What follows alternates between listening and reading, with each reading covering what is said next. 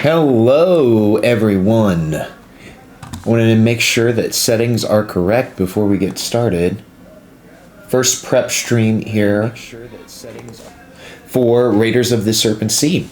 We have had 5 sessions so far, and now we are on to session 6. Currently, the party is on their 6th day of travel through the Fanged Sands, making their way from the Tower of Kekel to the town of Nowhere. So far, they have had a lot of crazy adventures here in the Fanged Sands. Going off of a lot of the encounters in the book, they have done the Murgle Speaks encounter. A homebrew encounter here is they actually had an encounter with magma scorpions that we were able to down level from their level as written in the Pathfinder Bestiary to a more appropriate level for my heroes that are only level 2. They did manage to find the vials of giant scorpion venom and some of the treasure. From there, they had some more adventures, which is really cool.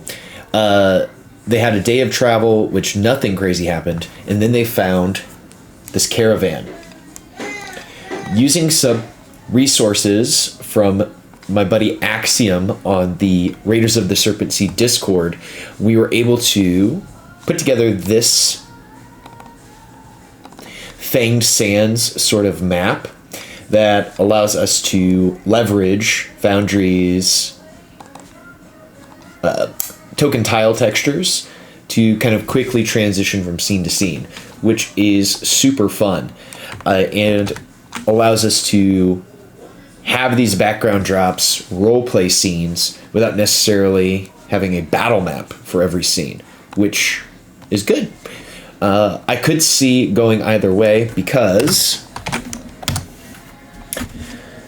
with the battle map, there is an expectation for combat, and if you're not on a battle map, perhaps you're going to think there is no combat possible. So I could see it going either way.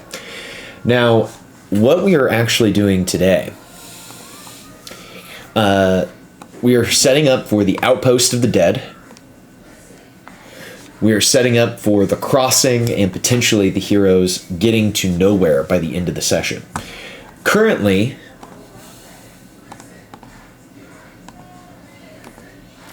my heroes are in another homebrew encounter here. They have found these ancient ruins within the Fanged Sands.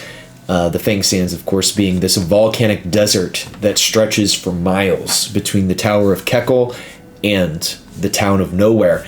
So it gives you this excellent backdrop for storytelling, where you could almost put anything into this adventure and really have a good time telling it. So I have some information already written up here that they could explore around the ancient ruins. They can find this endless vase, which is up here towards the top. And this vase is what is basically spewing the water into this oasis on this beautiful Season Peku map. Always make great maps. I really like them. They are typically longer than they are wide. So when I'm setting this up in Foundry, I definitely want to have a large padding percentage so that we can easily drag the map around. Now, if they do try to interact with the vase negatively, maybe by breaking it, moving it, they're going to take a little bit of damage, nothing too crazy. And if they decide to kind of check out the architecture here, look at it more in depth, they're going to be able to see some carvings, some bas relief type of stuff that's going to show them a little bit about the Bandur that lived here before. In addition, there's going to be some hidden treasure troves and potentially the first magic weapon found in the campaign here in the first few sessions. So hopefully they want to check these things out so that they can get some of these cool stuff. Now, if they start really messing around with stuff, there are some guardians here so the potential for a combat encounter. There are some giant geckos, which I think are pretty cool. They have a natural ability to climb. No matter how sleek or sheer an object is, they can see in the dark. They have the ability to attack, which you're definitely going to need. Oop, I need to delete some stuff. Don't want to spoil anything here. Turn it on ghost mode so no one sees those. So they can attack with their jaws. Oop.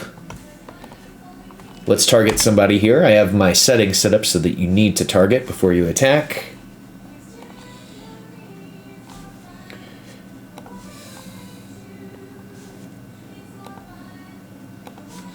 There we go. And I also have my settings set up so that if you hit, it automatically rolls damage. I know which is a carryover of settings. Like if you're using ready, set, roll, or if you're doing something more like a roll 20 setup, that's typically how it's set up. I just like it. It feels a little bit faster. They can also spit acid, which I think is really fun. Oof. So we're getting some critical hits. We'll get these all out of the way here now before the players are in. That way, hopefully, no one gets critically hit during the actual fight itself. So I think this encounter is pretty much good to go. And from here, they're going to, after they rest, of course, and continue to move, we have the next encounter that the book presents. This Day 7 encounter, the Outpost of the Dead, which Hrolf, if you all don't know who Hrolf is, he's this gentleman. Only has one eye, carved out his own eye, gave it to the Well of Wisdom so he could gain powers of insight. Hasn't really worked out very well for him. Psychic powers really hasn't helped him so far in the adventure.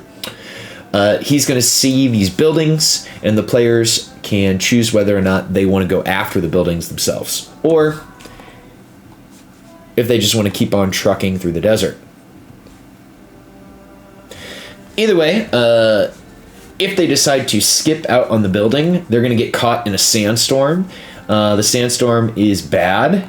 Essentially, once it starts, initiative is going to roll, and after that first round within the sandstorm, they're going to start getting attacked by zombies. So I have 2 maps set up here for that.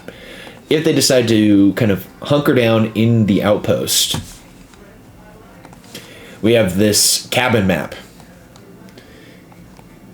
which is a map from Tom Kartos, and it's got levels set up. So how that works, when I have a character selected, if I go underneath the roof, it's going to take that tile away. And when I have that character still selected, I'm underneath the roof, which is pretty cool. Now, how I am having my setting work is that it is consistently dark. So I actually need to darken this scene a bit.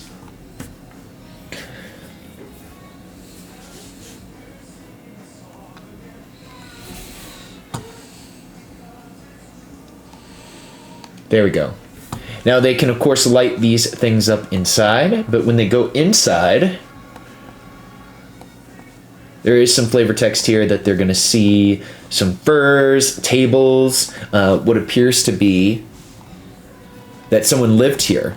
But when they go searching around, they're going to find that there's skeletons in the bed, there's a skeleton on the floor. And depending on what the heroes do when they interact with the skeletons, there's going to be the potential for a combat encounter here if they start messing with the skeletons. For a round, that's going to happen. And then I need to drop these onto the map. There's going to be Draugr that show up as well. So there's going to be enemies on the inside and enemies on the outside. What could be really funny here is one of the Draugr is actually inside the outhouse. So if there are any heroes on the outside, they're going to see this Draugr burst through the outhouse, which would be a very almost Jurassic Park type moment, where the gentleman was eaten off of the toilet in Jurassic Park. Could be a lot of fun.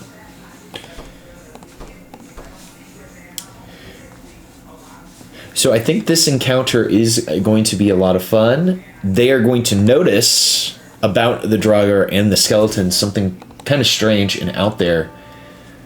They're going to be missing their toenails and their fingernails. Now, for that, I'm going to have to give them a hard reason for why that's going to happen, because my players are pretty lore houndy. So I need to open up the module and do a little bit of a deep dive.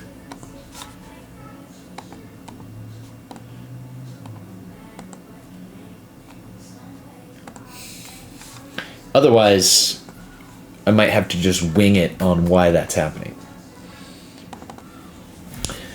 But while the adventure is loading up,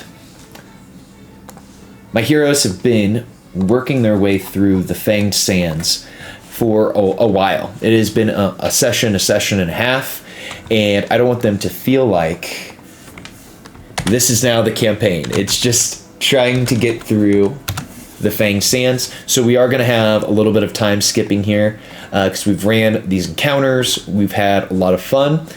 So the next thing up is actually going to be on the 10th day. So we're going to have a 3-day time skip where they're going to encounter this river crossing. So first step, I need to create a map for that.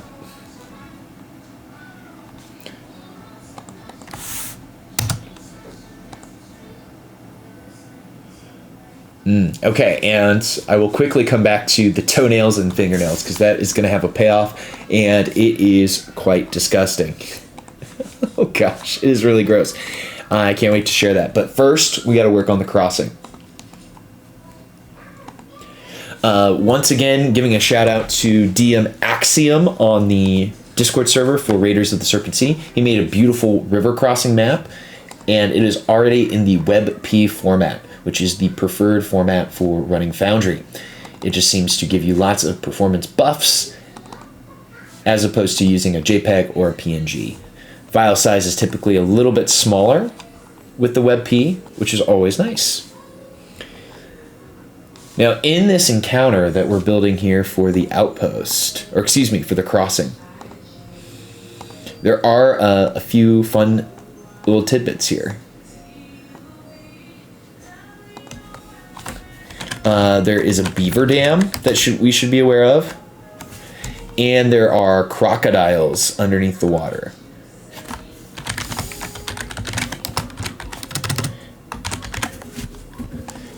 And I am very sure that there are crocodiles in Pathfinder 2e, so we wouldn't necessarily have to make crocodiles, but I'm unsure about beavers.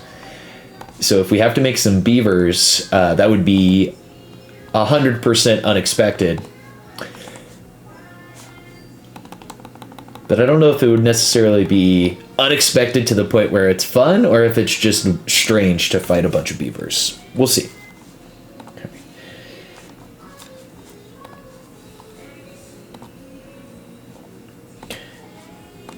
In the past of running games on Foundry, I have been incredibly unorganized, so I'm trying to be more organized going forward.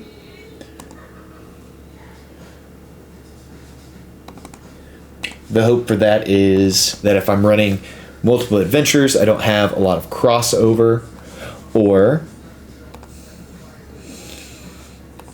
ill-organized stuff, which can lead to headaches down the line. Okay, let's see how we look here on the crossing map. That looks pretty good. We're going to put some snow down through the active effects. I think that just adds a lot of dimension to the scene. And something that I typically do, it might be unnecessary, is I put a bounding box around the scene. So I'll snap to grid, and I'm going to put a box around here.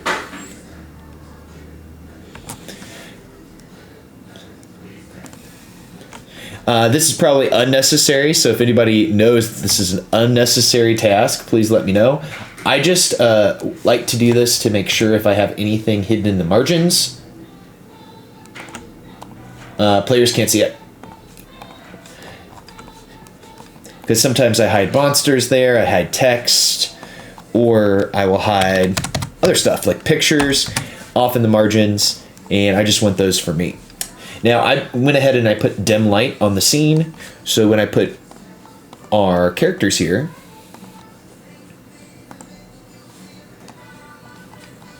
they should be able to see. And let's just put them randomly. There we go.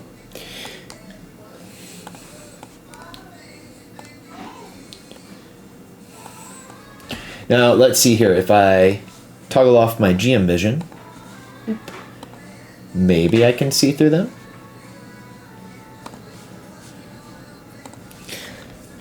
Regardless, we also got to put their companions on the scene. We got to put Hrolf, and we got to put little Sid.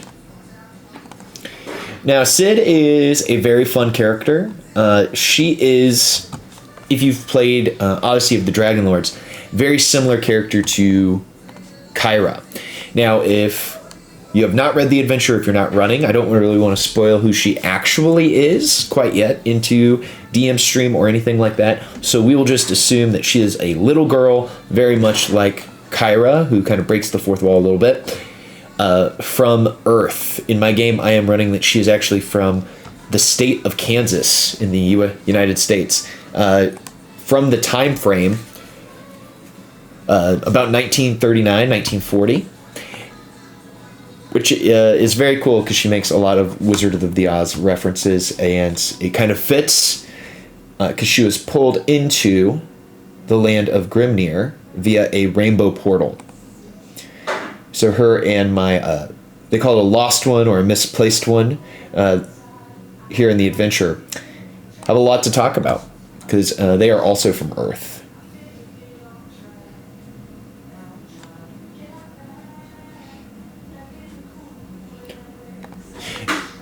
Okay, now that I've got this here on the map, one thing I should also do, go over to my Fang Sands, and I'm just going to go ahead and put my note here. That's probably just going to help out, make sure that I have it here. My players won't be able to see it, but they will. If I check this box, they would be able to see it. So let's keep that unchecked. Let's do a paw print. Paw print sounds cool. That is cool. So when I click on this, it should pop up my journal.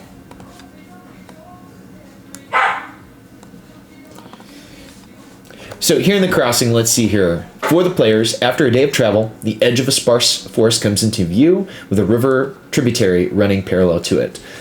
Hrolf, our DM NPC, or one of two, explains that the tributary runs out from the Serpent Sea and that nowhere is at the end. He believes that it is easier crossing a few days to the east. As you approach the river, you notice a sprawling wooden structure, mostly submerged, on the opposite side. So that's going to be your beaver dam. So as they approach, the river's current is strong and the water looks deep.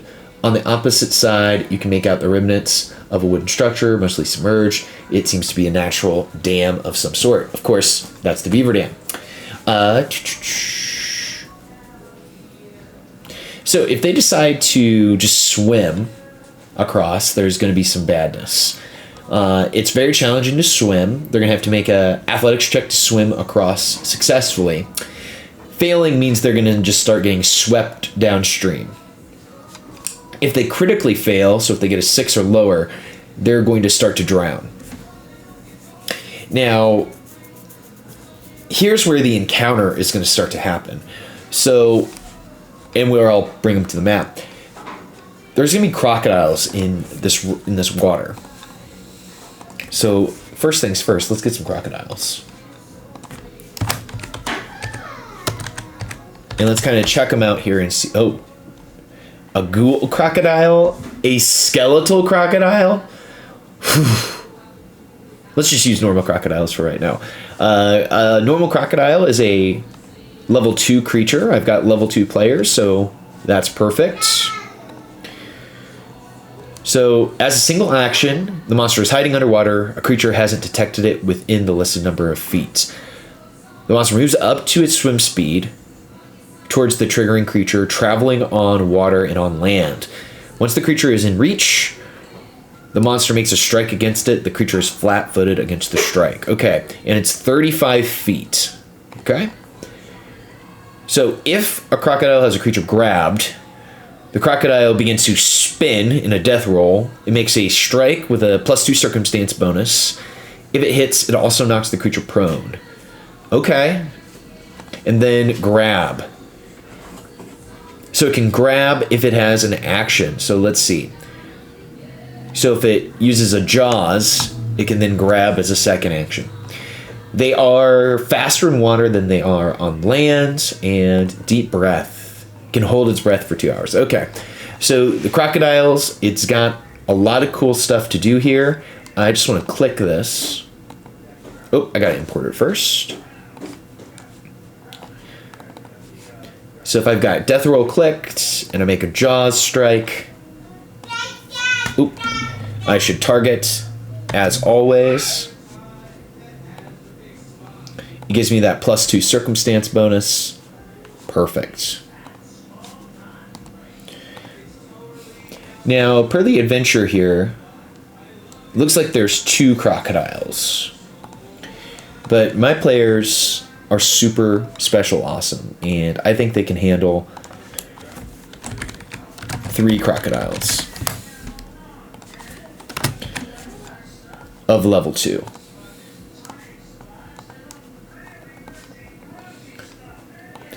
So what I'm thinking for this adventure, or this encounter,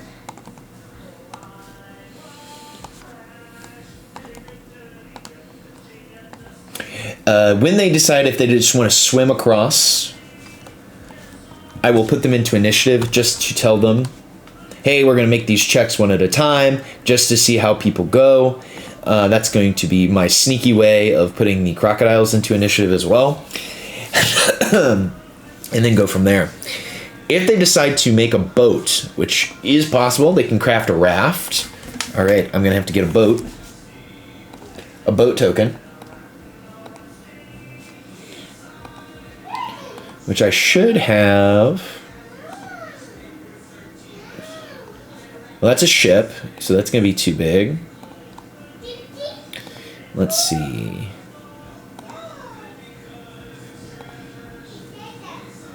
I had a little boat that I used for one of these adventures.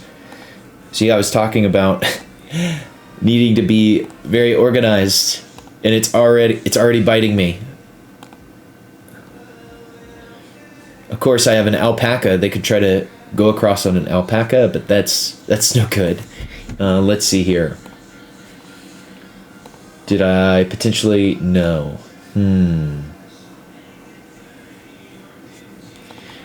Let's see if it's in Odyssey handouts. Ooh, you know what? There's a little rowboat. That's gonna work.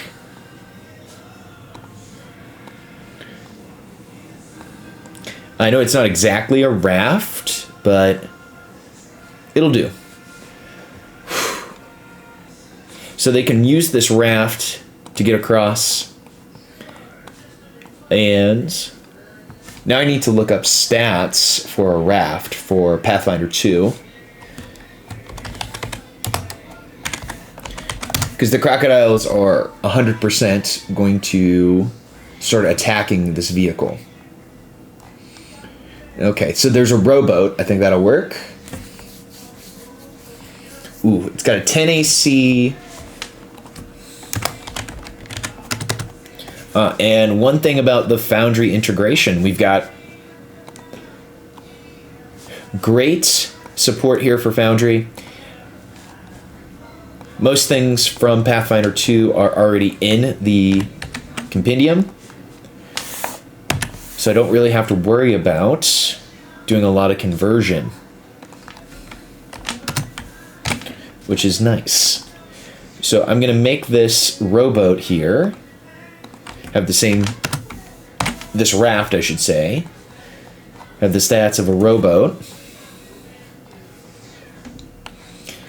Oh, it can hold 2 passengers at a time. And we've got 2, 4, 6. We got 7 people. So they might have to make a couple of rafts, which is absolutely okay. Let's see what it looks like when I drag a raft out. Which, ooh, it's very small. We can put 1 Sid and 1 Karand onto this raft. Oof, that is bad. Let's make it a little bigger. If we make it huge, that's not going to work there. If I make it huge, when I drag this rowboat out, oh, it's still just 1 by 2. Proto tokens, appearance. Let's see, it's 1 by 2. If I go 2 by 3, let's just see how this thing's gonna look. Okay, that's a little better. So that if I have, even if I only have 2 people in it, we can still see a little bit of the boat. Perfect.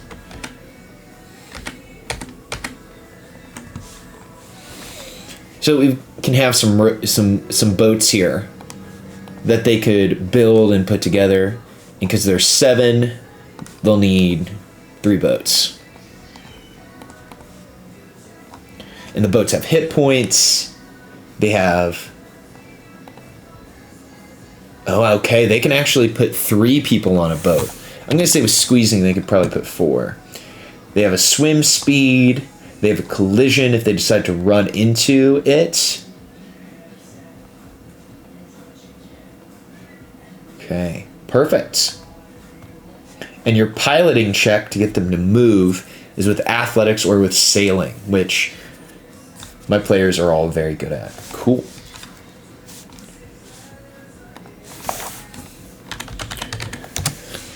Now the question persists. Do I also need to have beavers? Let's see if they have beavers. So they do have a beaver stat block. Which they have some good stuff. This strike ignores the first 5 hardness of organic materials such as rope, leather, and wood. Okay.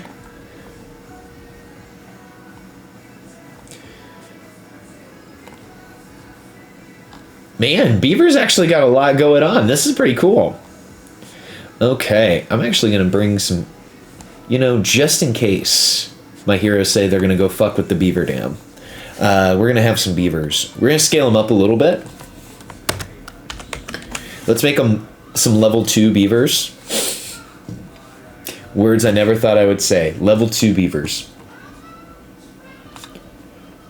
And of course, if we're going to make some monsters here, we are 100% going to have to make some tokens for them. Oh, I don't think it worked. Let's go 2 to 3.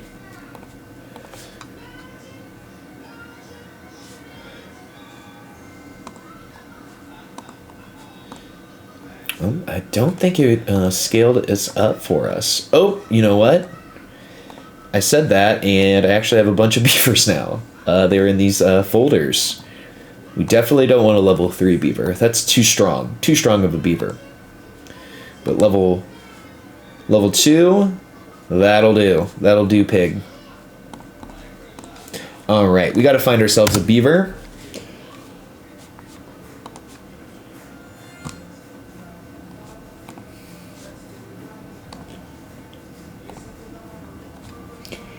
And I'm thinking this beaver is going to work perfectly. And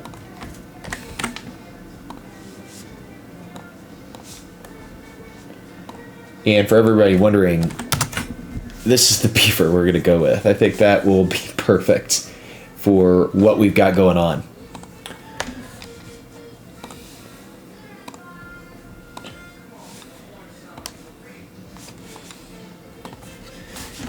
And hello to everybody that is catching the stream today. This is our first prep stream, well, that I've ever done, and our first prep stream for Raiders, so pretty excited.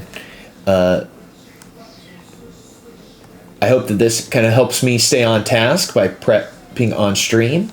And if anyone has ideas out there or has run this type of stuff, please give me a shout. Let me know.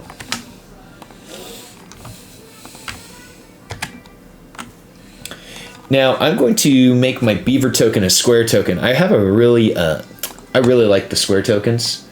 I like that they completely fit in a grid. I feel that sometimes the circular tokens, they leave a little question on, does an effect affect me? It's not hitting all the parts of my token. So I prefer squares for that reason, because it is clear. It hits your whole token. You're a square. You're inside a square. We live in a cubular world when we're playing tabletop role-playing games. So the squares make sense to me. Now, let's see here. I want to make my token a little bit more fancy, and we probably should be showing off our Photoshop here. So let me create a new scene.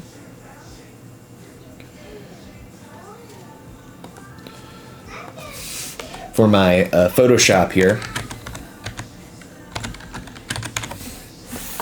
So hopefully you guys can see what's going to be going down with that.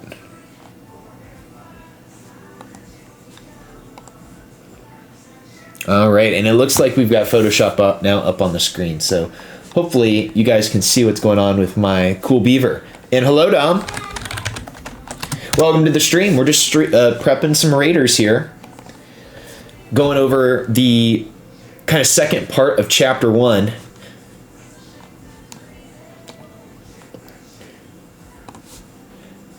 Now we'll see if we can make our square token a little bit better here. Okay, let's take off that gradient because that looks bad. I like the drop shadow. I feel like the bevel and emboss doesn't really add much at all. But maybe if I don't know. I'm gonna probably leave that bevel and emboss off. Now for a beaver, if we did add a gradient,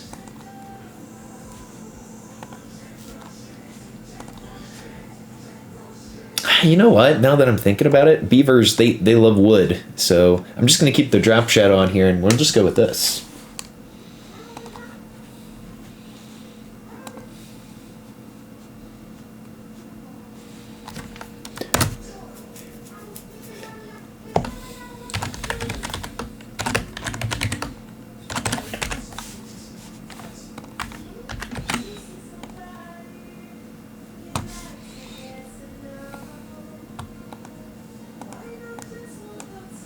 Now we're going to head back over to Foundry here, and we're going to put in our token for our beaver.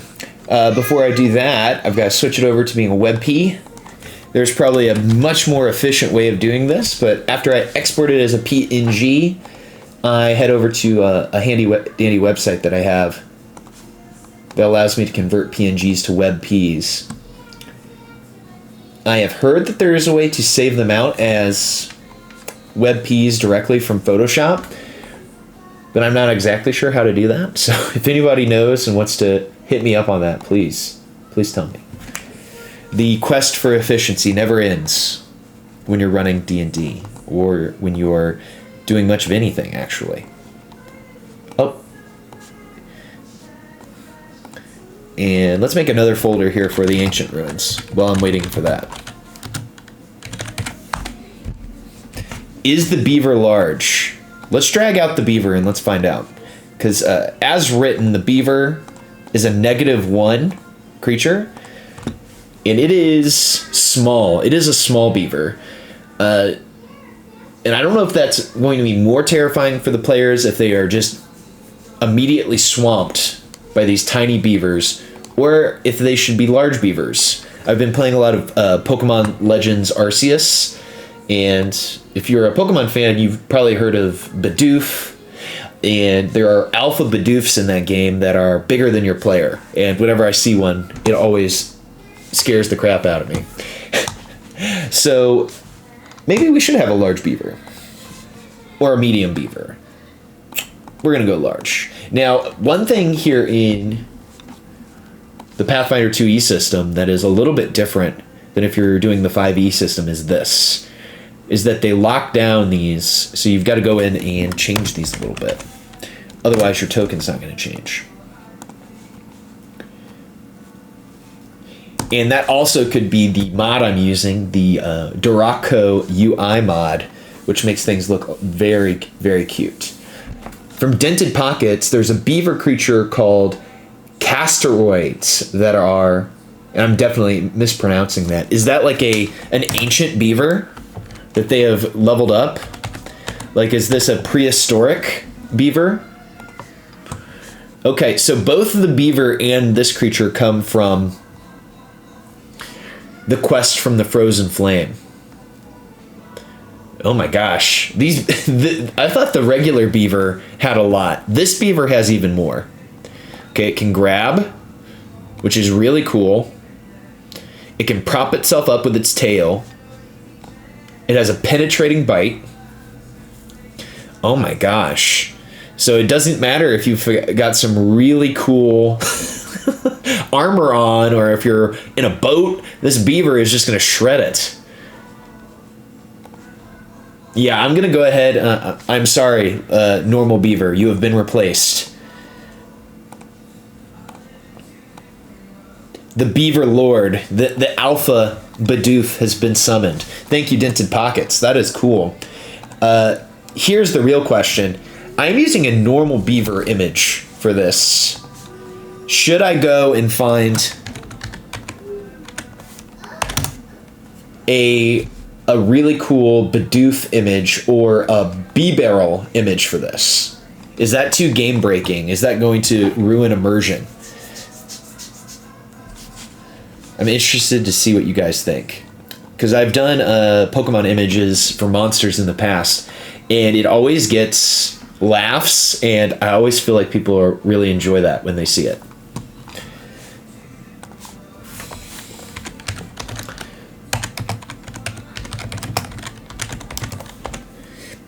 And I know that there's a site. Dom says no, don't use the Pokemon. Dom, I trust you, and it would probably 100% just be, why did you put a Pokemon here? Stay normal.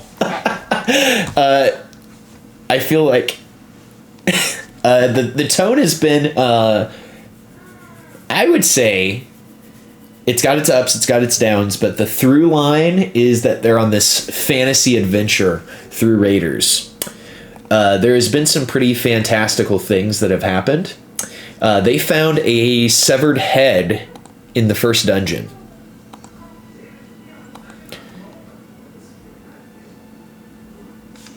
I love that. I think, Dom, you're right. So they found this severed head.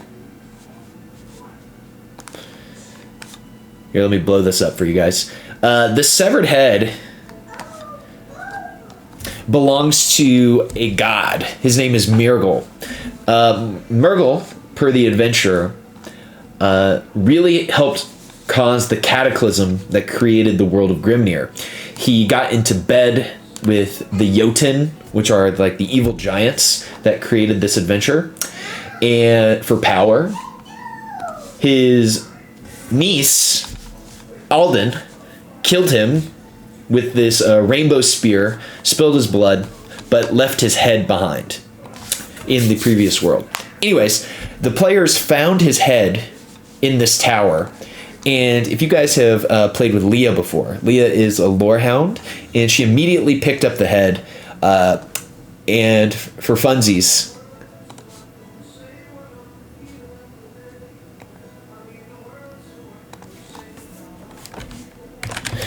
she decided to make out with the head.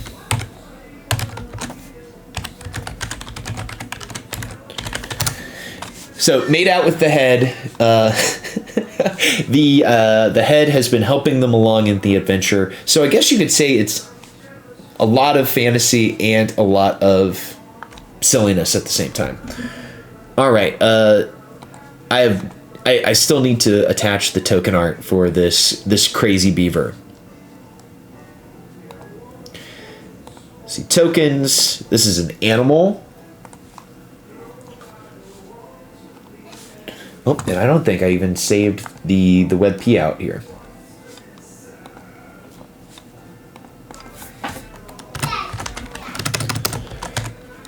So for my people in chat, do you guys prefer square tokens or round tokens?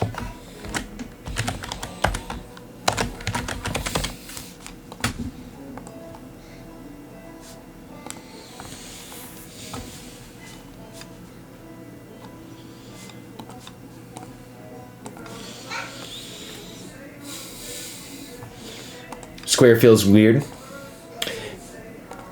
I feel ya. All right, let's see how this this bad boy looks when I bring this out into the game. So we've got the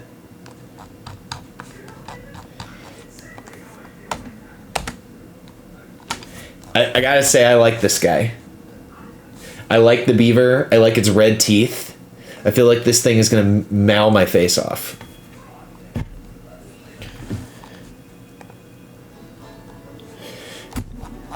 So we'll have the crocodiles as like the main encounter if they decide to swim across or if they decide to build a raft across.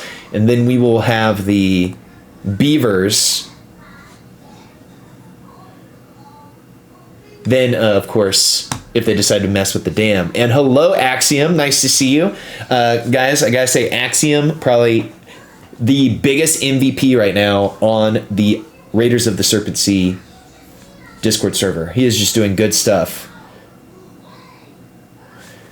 Oh man, I was doing this whole time and I didn't have, I was planning to use my ping tuber. Let's see, if I attach myself to a voice channel here in Discord, is that gonna pop up my ping tuber? I don't think it will. Okay. Maybe I actually need to do this. Let's exit. Guys, I promise I know exactly what I'm doing. I am an expert in all the things I do. Do I actually need to bring this up to the top? Where is Lex22 when you need him? The streaming master. Anyways, spending too much time on that. So I agree, guys. It probably depends on the campaign. I've tried to make square tokens happen a couple of times in the campaigns I've run, and my players didn't like them. So we've got the crossing pretty well set up here. We've got some boats in case they want to build a raft to go across. We've got the crocodiles on the map. There's the dam in the water somewhere. If they decide they want to go check out the dam, we've got our giant beavers. I need to go and have Google pronounce this word for me because I have no idea how it's pronounced. And Axiom, how is your Raiders game going?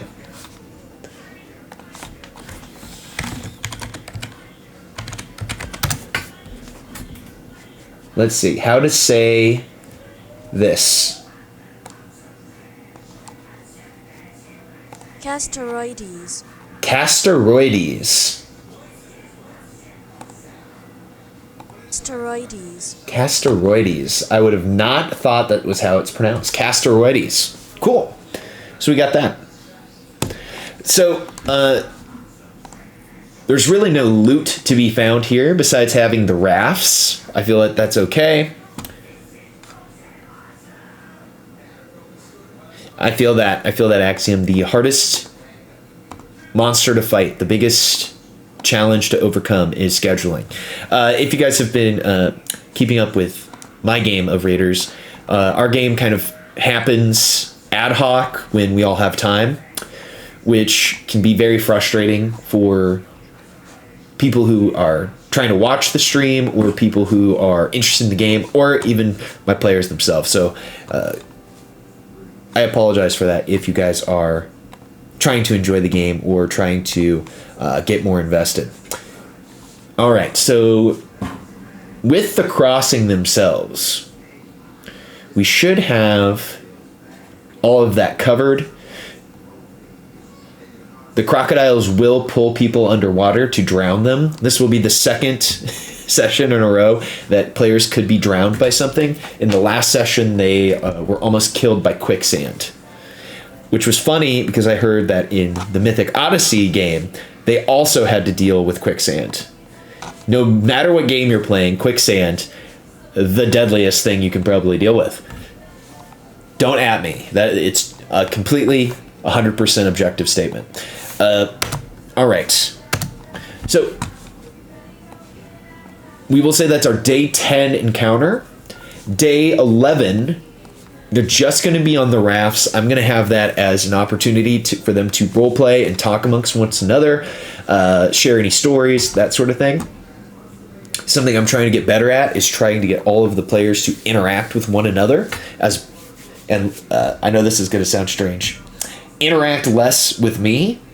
In some of my games, I feel like it is essentially the players just lining up and just waiting to talk with me, the DM, which is super cool.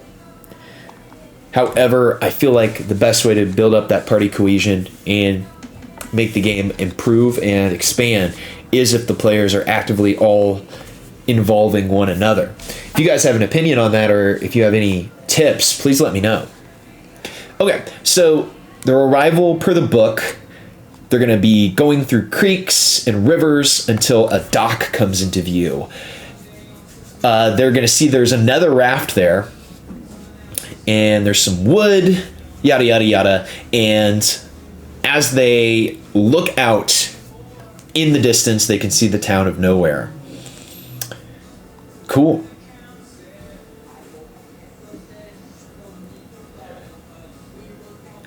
So we should be good to go here. Now, something I promised earlier is talking about the toenails. Because in the zombie encounter, they're going to find out that the people don't have toenails. So when they get into Nowhere, they're going to meet a tiefling. And they're going to see that Homegirl is going to be roasting toe and fingernails in a fire.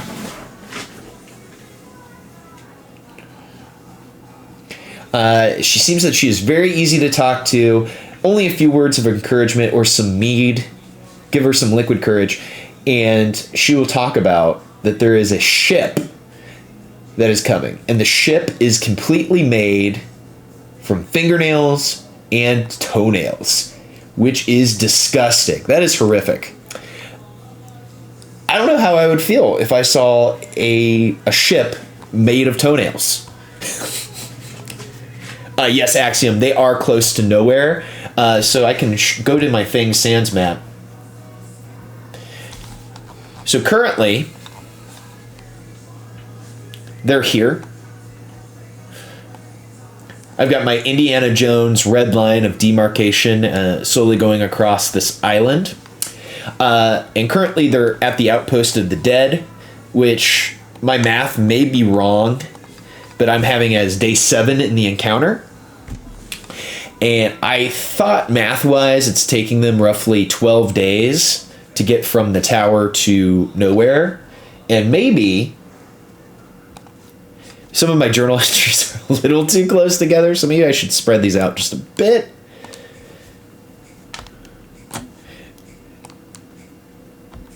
I think that's maybe a little bit better of a through line. So my players are going to log in, and I don't know how accurate they keep this part, but I'm going to just move them up a little bit, and hopefully they just accept that has happened, and they're going to feel good about it.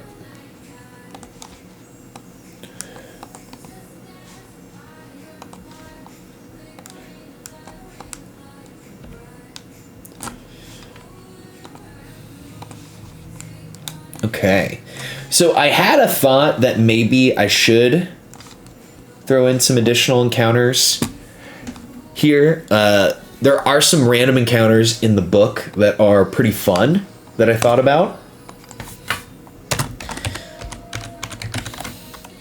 One set encounter is there is a herd of Sleipnir, and am absolutely sure I'm also pronouncing that wrong, Sleipnir, which are these 8-legged horses from Norse mythology. Now, I was doing some research on the Sleipnir, and I saw that there is a Sleipnir stat block in Pathfinder 1. However, there is no Sleipnir stat block in Pathfinder 2. So I started kind of building a Sleipnir here, kind of making a weird amalgamation between a Pegasus and a unicorn. Now, there is a Sleipnir that is available for the 5e version of this book, which is the version. I shouldn't say 5e version, as if there's a different game system available. There is not. But I thought this could be really fun. But at the same time, 100%, Axiom, 100%. I wish that I was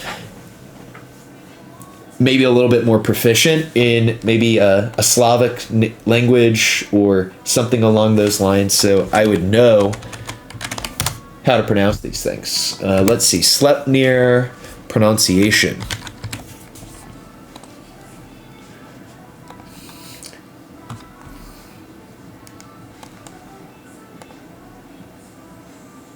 Sleipnir. Sleipnir. Sleipnir. Thank you, emmasaying.com. Sleipnir.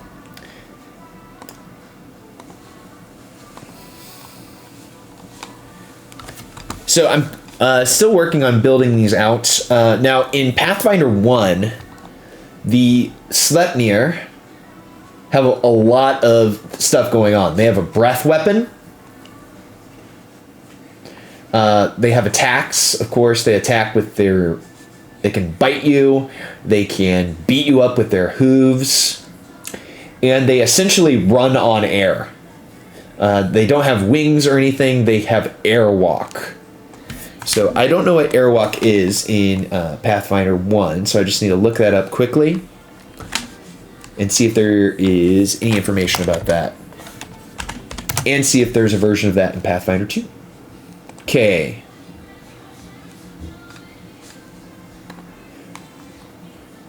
Okay, so it's essentially running on air.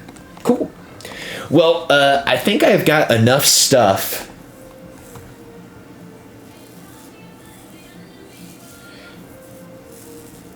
and then we can kind of wing it from there as it goes from this encounters. And that is a great question. So I have basically been starting from creatures that already exist in Pathfinder 2 and then building things out.